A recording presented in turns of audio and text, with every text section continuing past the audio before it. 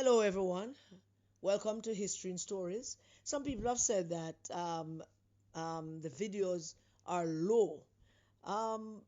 There's something wrong with the phone, I don't know, or I just ask you to turn up yours because I'm doing the best I can with getting it out as clearly as I possibly can. It is March 1st that I'm now recording my first video to celebrate International Women's Day, and I want to do probably eight videos where I'm just celebrating some women that some of you might have heard about, or women you might not have ever heard about. None of them is boring, I promise you, but not all of them is exciting.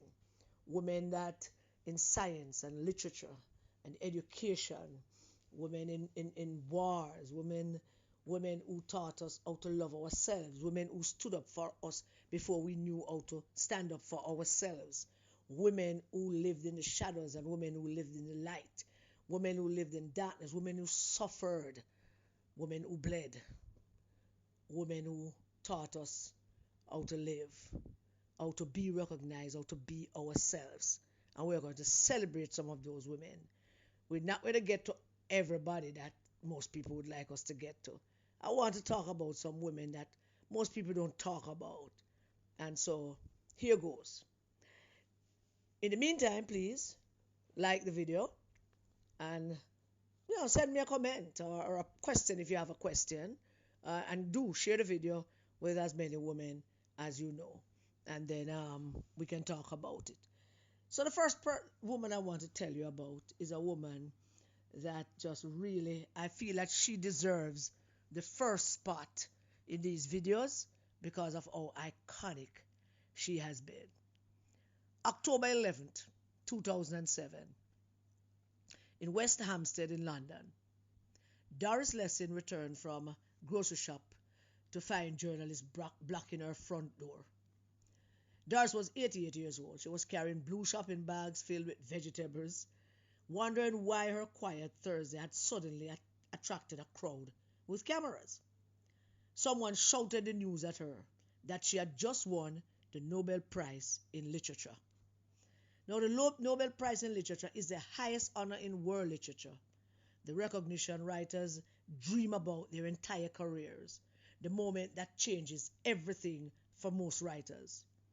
On hearing that, Doris sat down on her doorstep, still clutching her groceries, and said, "Oh Christ." Not joy, not tears, not humble gratitude, just visible annoyance that something had interrupted her day. A reporter pressed for a better reaction, something appropriate for the historic moment. This is the Nobel Prize. You must give an appropriate, it demands an appropriate response. After all, she had just become the oldest Nobel Literature laureate in history, the oldest person to have ever won this honor. So the reporters were pushing for an appropriate remark. Doris looked at the reporter like he had asked a particularly stupid question. And she said, and I quote, "I can't say I'm overwhelmed with surprise. I am 88 years old, and they can't give the Nobel to someone who's dead. So I think they were probably thinking they'd better give it to me now, before I popped off." End of quote. She glanced at her shopping bags and she said, and I quote, "I've won all the prizes in Europe. Every bloody one. It's a royal flush." End of quote. Then she went inside to put away her vegetables. And that exchange captured in photographs that would circulate worldwide perfectly summarized who Doris Lessing had been for nearly 9 decades. Brutally honest, completely unsentimental, and utterly uninterested in performing emotions she didn't feel. Doris had been born in 1919 in Persia to British parents, chasing dreams that never materialized. Her father had lost his leg in World War I. Her mother had been his nurse. They had fallen in love in a hospital. They moved to southern Rhodesia to a farm and watched their ambitions collapse into poverty while the African landscape stretched endlessly around them.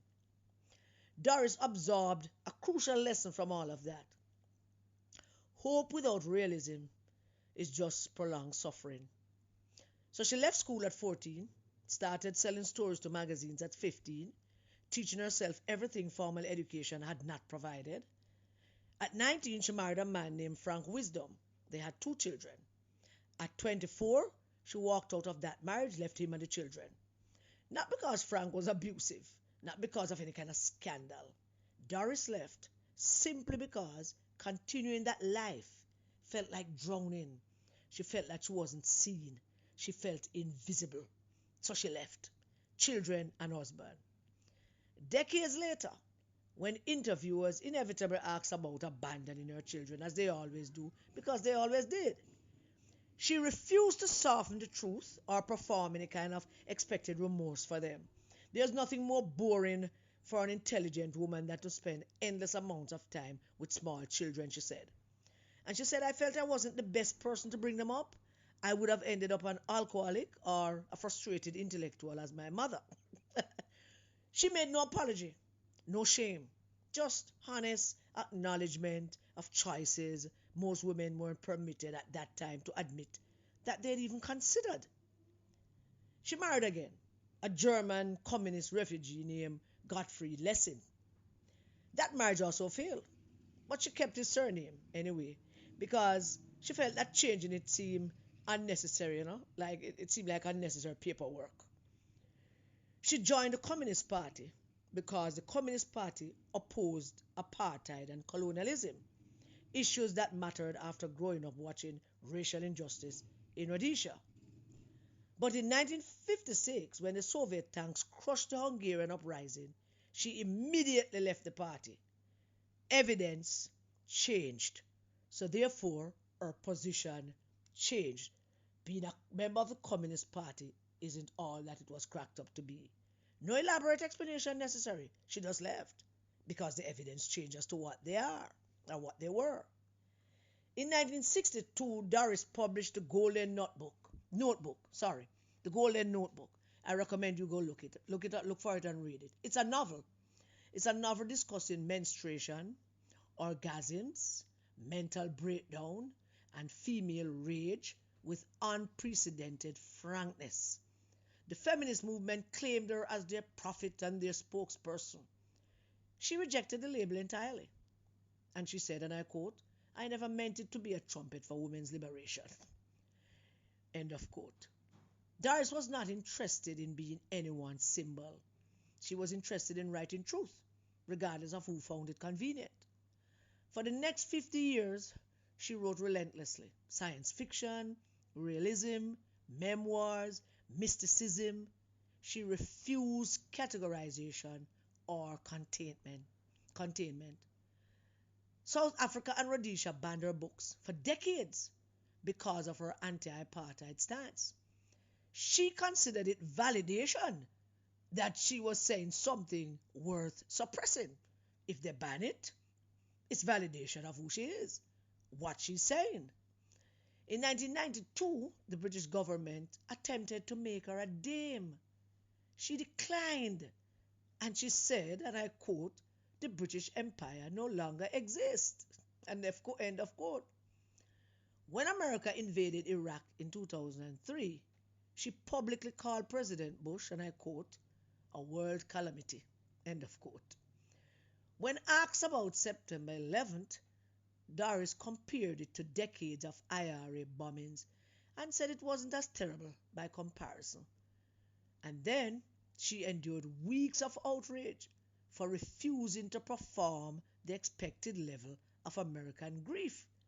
She never moderated her opinions for public, to be palatable for public consumption. She never moderated it. She's not going to do it. Which makes that October afternoon in 2007 so perfectly characteristic. The Swedish Academy had just awarded her the highest recognition in world literature. She was the oldest recipient in the prize's 106-year history, I think. A writer whose career had fundamentally shaped modern fiction, and she was totally irritated. In subsequent days, she elaborated, and I quote, it's a bloody disaster, she said. All I do now is give interviews and spend time being photographed. I have no time left to write. End of quote. She hadn't wanted the prize. She wanted to keep working. The recognition she had supposedly been seeking her entire career turned out to be an obstacle to the only thing that actually mattered, which was the work itself. Think about what that means. Think about it. At 88, after 7 decades of writing, after being banned by governments and claimed by movements she didn't ask to represent, after marriages and departures and controversies, Doris Lessing had validated herself through her own work. She didn't need external recognition anymore. That would have been useful decades earlier, when acknowledgement might have opened doors or changed circumstances. By 88 years old, she just needed time to write. The reporters wanted tears and gratitude and humble acknowledgement of honor bestowed, and all she gave them was, "Oh Christ," and unpacked vegetables. Doris Lessing died on November 17, 2013, at age 94, in the same West Hampstead house where reporters had ambushed her with Nobel news 6 years earlier. Her obituaries discussed her literary legacy, her complex relationship with feminism, her fearless political positions. But the image that circulated most widely was that photograph from her doorstep, an elderly woman in ordinary clothes, surrounded by shopping bags, looking profoundly annoyed that people were interrupting her Thursday. Here's what Doris Lessing understood that most people never learn. External validation doesn't matter if you have already validated yourself through your work. She had abandoned children in an era when that was unforgivable. She joined and left political movements as evidence demanded. She turned down honors. She had said uncomfortable things about terrorism, uncomfortable things about motherhood and women's liberation itself. She had spent nearly 90 years being exactly herself, regardless of cost. And when the world finally decided to honor her with its highest literary prize, she couldn't even pretend to be excited, because brilliant women don't owe the world any kind of performance, not of gratitude, not of appropriate emotion, not of anything except their actual work. Somewhere right now, a young writer is performing gratitude they don't feel, moderating their opinions for public consumption, apologizing for choices that don't require apology. But Doris Lessing's doorstep reaction is permission for you to stop. She wrote truth for 70 years. She wasn't about to start lying when they finally gave her a prize for it.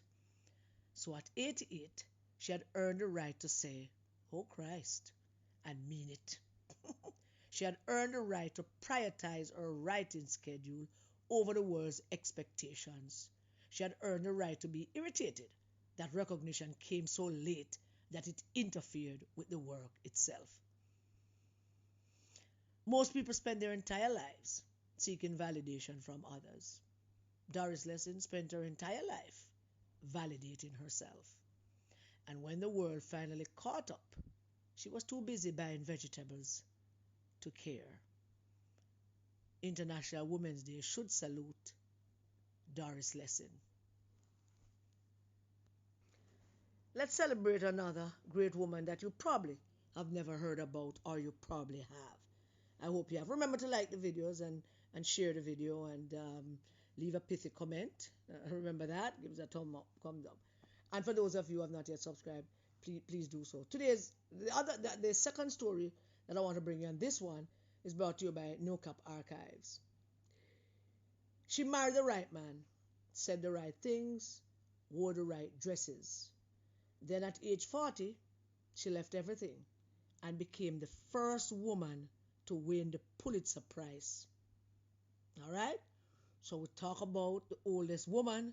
Now we're talking about the first woman to have ever won the Pulitzer Prize in literature. New York City, 1885. 23-year-old Edith Newbold Jones stood in her parents' Fifth Avenue mansion, preparing for her wedding day. She was marrying Edward Teddy Wharton from the Wharton family that founded those, school, Boston family. 13 years older than her, from an old Boston family. Financially stable, socially acceptable, exactly the kind of man or woman of her class was supposed to marry. Her family approved, society approved, everything was proceeding exactly as planned. Edith walked down the aisle in an expensive gown, smiled at the appropriate moments, and became Mrs. Edward Wharton. She was now, officially, exactly what she was supposed to be, a wealthy society wife. And she was miserable. Here's what no one told Edith about marriage in 1885. Marriage in 1885 wasn't about love. It was about partnership. It was a social contract. Women traded their autonomy, their potential, and their identities for financial security and social status. Edith's job was simple: host dinner parties, manage servants, wear beautiful clothes, make polite conversations, produce children, and never, under any circumstances, should she have any ambitions of her own. She tried. For years, she tried. She decorated their homes beautifully, so beautifully that she eventually wrote a groundbreaking book on interior design. She traveled with Teddy to Europe. She attended endless social functions where women discussed nothing of substance because discussing ideas was considered unfeminine. She smiled. She made small talk. She played her role perfectly. But inside, Edith was dying because Edith had a secret she couldn't share with anyone in her social circle. She wanted to write, not as a hobby, not as a ladylike pastime. She wanted to write serious literature, novels that examined the suffocating world that she lived in, stories that told the truth about women's lives. But women of her class didn't become authors. That was vulgar, common, inappropriate. So Edith wrote in secret, late at nights, after the dinner parties ended and the servants went to bed. The marriage in the meantime was a disaster from the beginning. Teddy was kind but intellectually limited. He had no interest in books, ideas, or culture, things that stimulates Edith. Conversations with him were painfully superficial. Worse, he suffered from severe mental illness, depression, and possibly bipolar disorder, according to the history books. And that grew worse over the years. He had affairs. He mismanaged her inheritance. He became erratic, sometimes even violent. And the physical relationship? Years later, friends would discover that Edith had entered marriage almost completely ignorant about sex. That is not surprising back in those days. I mean, in 1888, women know nothing about sex. Well, those who were taught. Mothers don't teach them. Her mother had told her nothing. The marriage was reportedly unconsummated for many years. The marriage was not consummated, yeah, that's a word. So it was unconsummated for years. Edith was trapped in a loveless, sexless, intellectually barren marriage with a mentally ill man who couldn't understand her, who didn't understand her, who could never understand her. Divorce was impossible, of course. It would destroy her social standing. It would destroy her family, make her an outcast, ruin her reputation. Women of her class didn't divorce. They endured. So Edith endured and she wrote. In 1897, at age 35, Edith published her first book, entitled The Decoration of Houses. I mean, she decorated so many of their homes that, she was an expert at it. It wasn't a novel that would have been too controversial. It was like a design book, something acceptably feminine, yeah? But it was brilliant, challenging the suffocating in Victorian aesthetic with clean lines and classical principles and It was a diversion from that. It challenged that. It became a success. Edith discovered something intoxicating. She discovered that people wanted to read her words. In 1899, she published her first collection of short stories. In 1905, at age 43, she published The House of Mirth, a devastating novel about a beautiful woman destroyed by the very society that claimed to value her. Well, if you have never heard of The House of Mirth, it became a bestseller. Suddenly, Edith Wharton wasn't just a society wife, she was a famous author. Her social circle was horrified. "Oh, Edith, darling," they whispered, "why are you embarrassing yourself like this? Writing novels, it's so vulgar." But Edith kept writing. In 1907, Edith made a radical decision. She moved to France. She had been spending more time in Europe anyway because Teddy's mental health made living with him unbearable, and Paris offered kind of an intellectual freedom for her at that time, or about that time when artists and intellectuals are hanging out down in Paris. Her New York circle couldn't provide that. In France, she met the famous writer Henry James, who became her closest friend and mentor. She met intellectuals, she met artists, writers, people who actually discuss ideas instead of gossip. And she met Martin Fullerton, a journalist, with whom she had a passionate affair. Edith's discussion of passion and sex was eye-opening for her and changed how she saw things and wrote after that. At 45 years old, Edith Wharton finally experienced the kind of love and intimacy her marriage never provided. The affair eventually ended, but it awakened something in Edith, the realization that she had spent decades living according to other people's rules, and those rules had nearly destroyed her. In 1913, at age 51, Edith did the unthinkable. She divorced Daddy. It was scandalous. Her social circle was scandalized.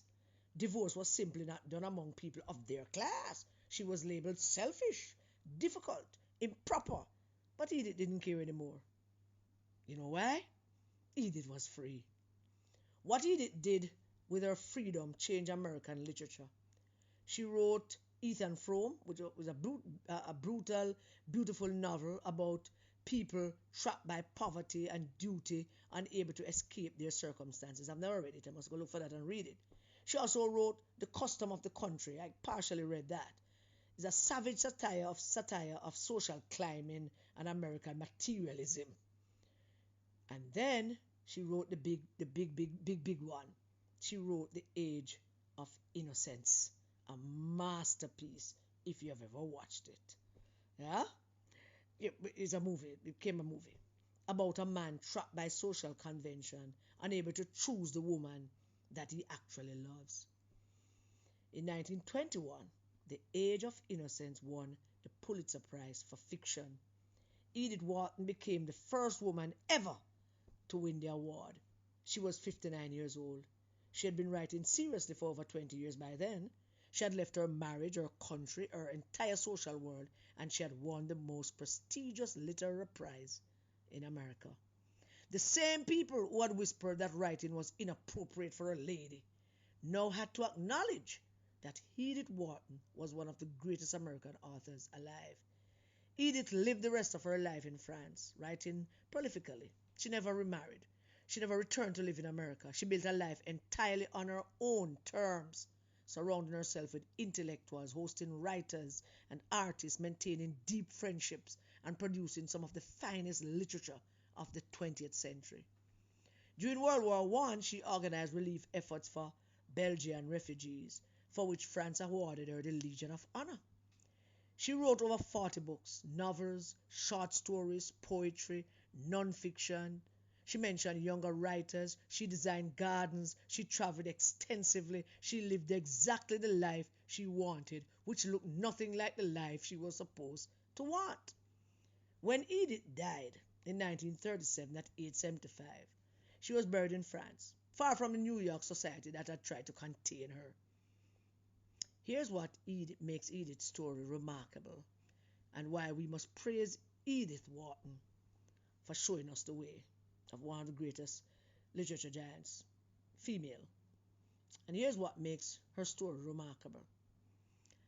She had everything society told women to want. She had wealth, status, an appropriate marriage to an appropriate man, houses, everything. Yet, she was dying inside because she couldn't be herself. She couldn't do what she wanted to do. She had no freedom. She spent 28 years trapped in a marriage that suffocated her sexually, intellectually, emotionally, and physically. Then, at 40, she started publishing novels. At 51, she divorced. At 59, she won the Pulitzer Prize. She proved that it's never too late to choose yourself over everyone else's expectations. Edith's novels are still read today because she wrote the truth, that the glittering world of wealthy society was a prison for women, that quote-unquote appropriate marriages often destroyed the people in them, that women who dared to want more than petty dresses and pretty dresses and dinner parties were punished for their ambitions. She lived that truth. Then she escaped it. Then she wrote about it so brilliantly that we're still reading her books a century later. She married right, dressed right, smiled right, and suffocated. At 40, she started writing the novels her world called inappropriate. At 59, she became the first woman to win the Pulitzer Prize for literature. On this International Women's Day, we salute Edith Wharton. Thank you all so much for listening. God bless you all. Stay safe, everybody, and remember to keep your children safe. Like the video and share it. See you in the next one. All right?